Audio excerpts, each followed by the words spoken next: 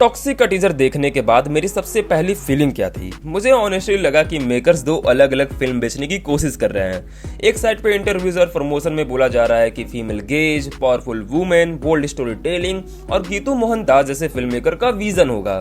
दूसरी तरफ टीजर और प्रमोशनल मटेरियल का काफी बड़ा हिस्सा वुमेन को slow motion glamour shots, sensual imagery और मेल फैंटेसी के पर्सपेक्टिव से प्रेजेंट करता दिखा। और यही सबसे बड़ा कॉन्ट्राडिक्शन है। इंटरनेट पे जो मेजोरिटी डिस्कशन चल रहा है वो सिर्फ बोल्ड सीन्स को लेकर नहीं है।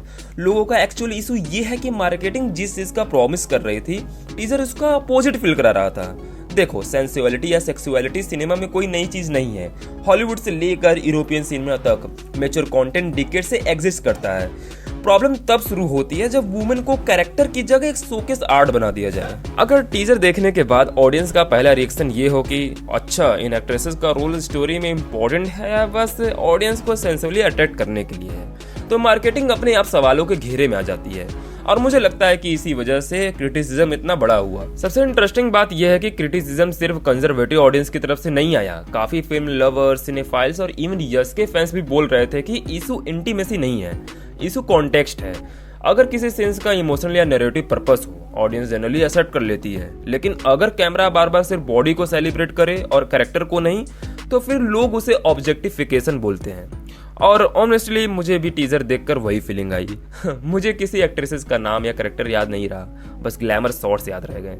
और ये किसी भी कैरेक्टर ड्रिवन फिल्म के लिए अच्छी बात नहीं होती। अब गीतू मोहन दास वाली कॉन्ट्रडिक्शन, ये पॉइंट इंटरनेट पे बहुत डिस्कस हुआ, क्योंकि गीतू मोहन दास की प्रीवियस फिल्म काफी ग्राउंडेड, ह्यूमन और लेड स्टोरी टेलिंग के लिए जानी जाती है। इसलिए लोग एक्सपेक्ट कर रहे थे कि टॉक्सिक भी फीमेल पर्सपेक्टिव को जेन्युइनली एक्सप्लोर करेगी।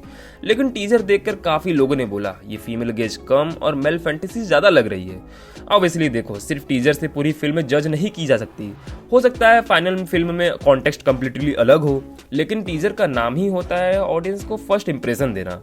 और फर्स्ट इंप्रेशन मिक्स्ड नहीं, काफी पोलराइजिंग निकला। और फिर आता है एक्ट्रेसेस की बात। मुझे सबसे ज्यादा बुरा इसी चीज का लगता है जब किसी फिल्म का प्रमोशन कंट्रोवर्शियल होता है। सोशल मीडिया पे सबसे पहले एक्ट्रेसेस को टारगेट किया जाता है। कमेंट्स आने लगते हैं, ये रोल क्यों किया, करियर खत्म, बस ग्लैमर के लिए कास्ट किया। अरे भाई, प्रमोशन स्ट्रेटेजी एक्ट्रेस डिसाइड नहीं करती, कैमरा एंगल एक्ट्रेस डिसाइड नहीं करती, मार्केटिंग कट एक्ट्रेस एडिट नहीं करती। उसके बावजूद ट्रोलिंग का सबसे बड़ा बर्डन उन्हीं पे आ जाता है। ये ट्रेंड ऑनेस्टली काफी अनफेयर है। क्रिटिसिज्म फिल्म या मार्केटिंग का होना चाहिए, ना कि पर्सनल अटैक्स एक्टर्स पर। अब बात आती है इंटरनेशनल ऑडियंस की। यहाँ मुझे लगता है कि इंडियन ऑडियंस थोड़ा ओवर एस्टिमेट कर लेती है कि सिर्फ बोल्ड विजुअल्स देखकर वेस्टर्न ऑडियंस इंप्रेस हो जाएगी। रियलिटी एग्जैक्टली अपोजिट है। इंटरनेशनल ऑडियंस को मैच्योर कंटेंट से प्रॉब्लम नहीं होती। उन्होंने Game of Thrones, The Boys, Succession, The Substance और काउंटलेस आर रेटेड फिल्म देखी हुई हैं। उनका क्वेश्चन होता है, does it serve the story? अगर आंसर यस है तो इशू नहीं है। अगर आंसर मार्केटिंग गिमिक लगता है तो वही ऑडियंस सबसे पहले उसे आउटडेटेड बोल देती है। इसीलिए सोशल मीडिया पे बहुत लोग टॉक्सिक के टीजर को style over substance, old school male gaze और trying too hard to look edgy बोल रहे थे। और मुझे लगता है कि इंडियन सिनेमा को भी ये समझना पड़ेगा, 2026 की ऑडियंस 2006 वाली ऑडियंस नहीं है। अब सिर्फ स्लो मोशन में हीरोइन को वॉक करवा देना और बैकग्राउंड में हैवी बीट चला देना, उसे बोल्ड सिनेमा नहीं बोलते। बोल्ड सिनेमा मतलब uncomfortable truth, complex character, grey morality, narrative risk, ना कि सिर्फ ग्लॉसी सेंसुअल शॉट्स। यस की बात करते हैं। मैं मानता हूं कि यस एक मैसिव स्टार है, स्क्रीन प्रेजेंस टॉप टियर है, ऑरा अनक्वेश्चनेबल है, लेकिन स्टार पावर कभी भी क्रिटिसिज्म से इम्यून नहीं बनाती। इंटरेस्टिंग बात यह भी रही है कि इंटरनेट पे यस का एक पुराना इंटरव्यू भी वायरल हुआ था, जहां उन्होंने कहा था कि वो ऐसे सीन्स अवॉइड करते हैं जो वो अपने पेरेंट्स के साथ देखने में अनकंफर्टेबल फील करें। इसी वजह से कुछ लोगों ने करंट प्रमोशनल मटेरियल को उनके पुराने स्टेटमेंट से कंपेयर किया। अब ये कंपैरिजन फेयर है या नहीं वो अलग डिबेट है, लेकिन पब्लिक परसेप्शन इसी तरह बनता है। और पर्सनली मेरी प्रॉब्लम टीजर से बोल्डनेस नहीं है, मेरी प्रॉब्लम इनकंसिस्टेंसी है। अगर शुरू से ही बोलते हैं ये stylish, adult, exploitative gangster world है तो एक्सपेक्टेशन अलग होती, लेकिन जब मार्केटिंग फीमेल गेज का प्रॉमिस करे और टीजर देखकर लोग मेल गेज फील करें तो क्रिटिसिज्म नेचुरली आएगा।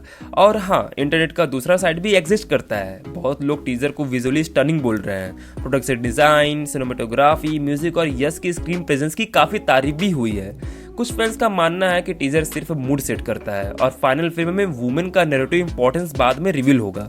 तो पिक्चर अभी कंप्लीट नहीं है, लेकिन क्रिटिसिज्म को इग्नोर करना भी गलत होगा। एंड ओवरऑल टॉक्सिक अभी मुझे एक ऐसी फिल्म लग रही है जो अपने विजुअल से बहुत लाउड है, लेकिन अपने इंटेंशंस को क्लियरली कम्युनिकेट नहीं कर पा रही। अगर फाइनल फिल्म जेन्युइनली वुमेन को लीड कैरेक्टर देती है तो आज का कंसर्न कल अप्रिसिएशन में भी बदल सकता है।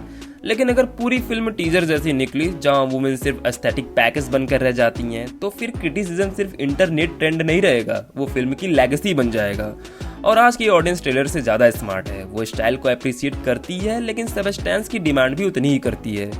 इसलिए मेरे लिए टॉक्सिक अभी मास्टरपीस भी नहीं है और डिजास्टर भी नहीं है। ये फिलहाल एक बिग क्वेश्चन मार्क है और उस क्वेश्चन मार्क का आंसर टीजर नहीं सिर्फ फाइनल फिल्म दे सकती है। तो मिलता हूँ ऑडियंस में आपसे फाइनल फिल्म के बाद अपने रिव्यू में। तब तक के लिए देखते रहिए अनसोल्ड।